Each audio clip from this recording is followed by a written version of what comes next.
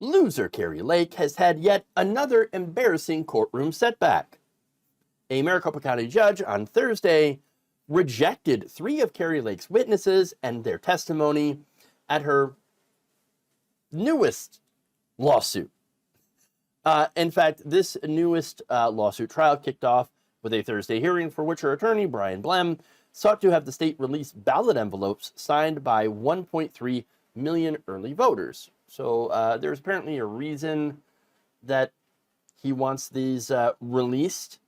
Now, the hearing got off to a pretty bad start for her after Superior Court Judge John Hanna deemed 2 of Lake's witnesses, Eric Speckin and a forensic document analyst, and Chris Handsel, a software consultant, irrelevant to the trial. So this is interesting, right? So what is this trial about? I mean, is it her trying to overturn the election again? No, that ship sailed. But it's still part of the attempt. So this time, they're challenging signature verification. So that said, the reason that these 2 witnesses were not relevant to the trial is because this case is whether the ballot affidavit records themselves should be able to be made public to anyone who requests them. That's it. That's the thing that the trial is about. So why would you need a forensic document analyst or a software consultant? That seems rather strange, right? To have them come and testify on whether or not just these ballots records should be available to the public. Kind of seems like she's trying to relitigate the whole, voter fraud thing again. So now that said, Lake's attorney, Brian Blem, said the reason Lake brought the case was to supplement her ongoing legal challenges. So I guess it's one of those things where, she admits it, of course. Now, Blem said before stopping himself, "We're not here to make these records public, to put them in the newspaper." Okay. Now, Hanna then reiterated the reasons for seeking a record are not material to the case. I don't care. Quote, "We don't distinguish between the need of one person and the need of another person. That's irrelevant. It doesn't matter to this case. It's whether or not it should be made public to anyone who requests them. I don't care why you need them public, but we got to figure out whether or not they should be public." Okay. Now, aside from those 2, Hanna also addressed another witness. This is the 3rd witness that Lake attempted to have testify. This witness is Shelby Busch, a participant in the Cyber Ninjas computer security firm's voting audit. Yes, she was a cyber ninja. Now, Busch, Handsel, and Speckin were slated to talk about alleged flaws in the county's signature verification process, which again is immaterial to this case. You're not suing about that.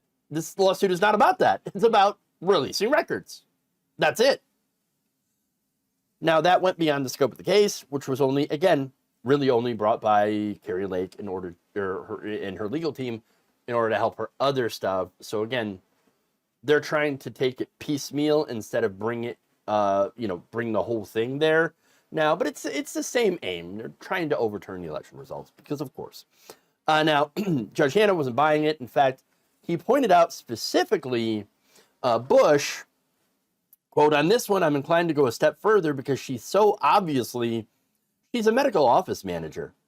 I mean, she's so obviously unqualified that I kind of find a need to make a finding about that. As well as that, her testimony is irrelevant. I mean, she's not even in the ballpark." But you don't understand. She's a cyber ninja. Okay. Blem countered that Busch had a lot of experience under her belt as someone who does investigation into elections. As a cyber ninja. Sorry.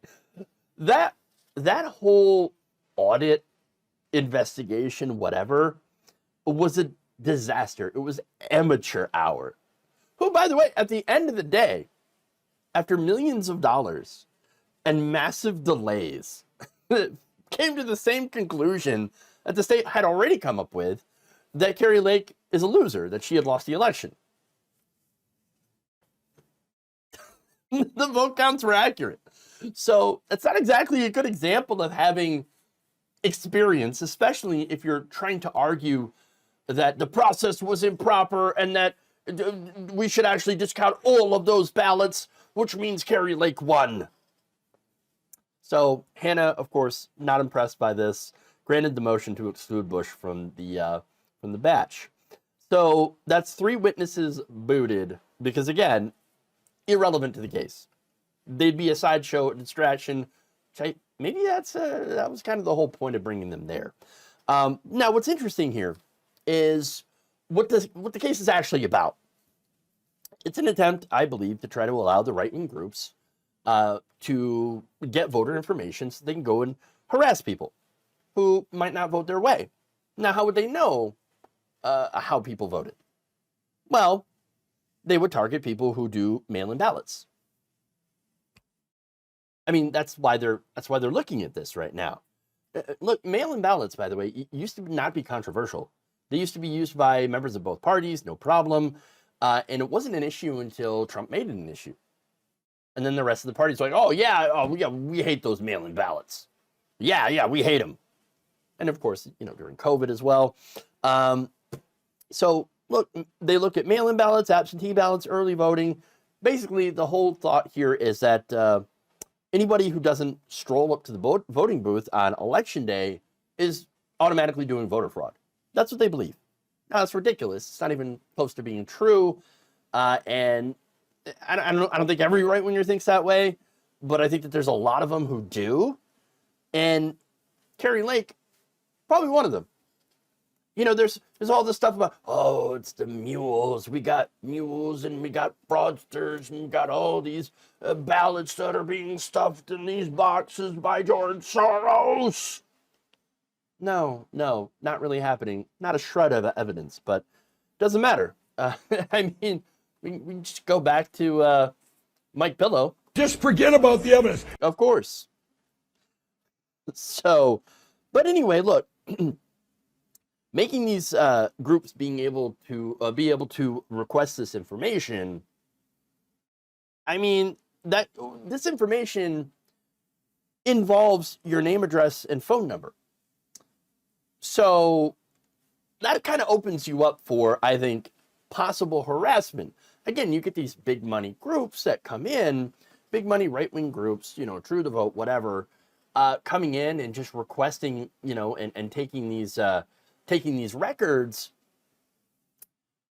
looking through them, finding people's names, numbers, addresses, whatever, phone calls, looking to see whether or not you had a mail-in ballot, which they'll, maybe incorrectly or correctly assume that you're voting Democrat because you did a mail-in ballot, even though that's not necessarily always the case. But they would make an assumption and then send you harassing phone calls. Are you guilty of voter fraud? It's at the very least annoying, and at the most might have a chilling effect on voters. If you think you're going to get harassed, or if you start getting harassed, just for voting in a way that, they don't like, well, it might chill you from voting, or it might actually do the opposite and galvanize you to vote even harder, vote even more against those kinds of people. So, it could end up backfiring on them as well. And again, that's what they're trying to do. I mean, look, there are people that have testified about random people showing up at their door, demanding to know if you've got mail-in ballots for people who didn't live there. That's pretty scary.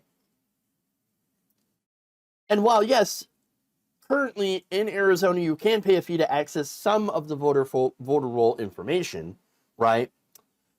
The county has argued that opening it up completely and making it a public record, in all cases, could lead to a chilling effect. And so that's what they're pushing back against. I mean, think of somebody living in a very red county, voting for a Democrat, and then having that information get spread online in your community. A potentially scary situation. And I think that's the point, to intimidate voters.